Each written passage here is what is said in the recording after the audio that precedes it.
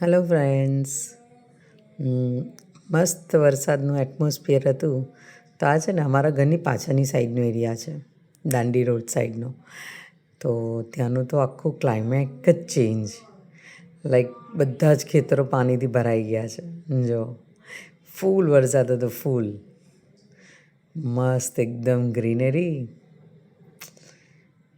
જો હું તમને બીજું બતાવું, ઘણા બધા ખેતરો એકદમ ગ્રીન અને પાણીથી ફૂલ ભરાઈ ગયા છે. જો છે ને, આવી ગ્રીનરી જોવી હોય ને તો સાપુતારા જાઓ ને તો અહીંયા પણ આવજો.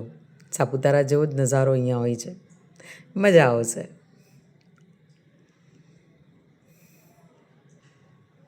ખેતર તો જાણે આમ તળાવ બની ગયા છે, એટલા મસ્ત લાગે છે ને ખેતરો.